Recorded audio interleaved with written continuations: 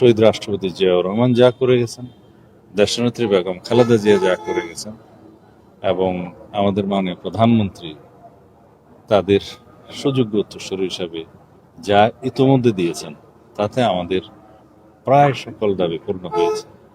আমি এই উপজেলার মানুষের চাহিদা মাফিক মাতামুহুরী নামে একটি নতুন উপজেলা সৃজন করার জন্য মাননীয় প্রধানমন্ত্রীকে অনুরোধ করেছিলাম।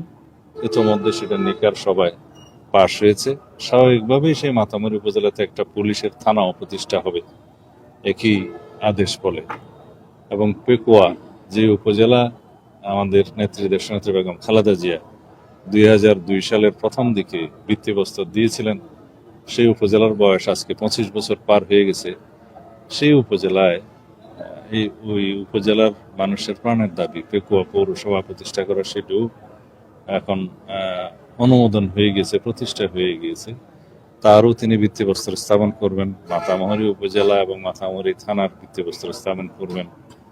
আর এইখানে একটি জনসভায় তিনি ভাষণ দিবেন।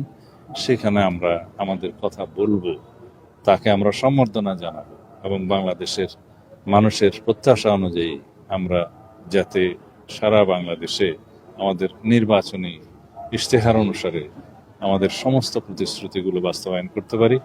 মাননীয় প্রধানমন্ত্রী সেই ব্যাপারে সবার উদ্দেশ্যে কথা বলবেন, সহযোগিতা চাইবেন।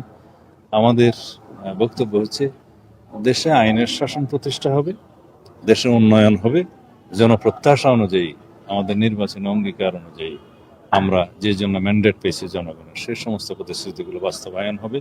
এভাবে আমরা ধীরে ধীরে বাংলাদেশকে একটি উন্নত রাষ্ট্রে পরিণত করবো ইনশাআল্লাহ। এদেশের মানুষের প্রত্যেক মানুষের দুই হাতকে কর্মের হাত হিসেবে প্রতিষ্ঠিত রূপান্তর করা হবে। এটাই আমাদের ইচ্ছা, আমাদের জনগণের প্রত্যাশা এবং আমাদের অঙ্গীকার।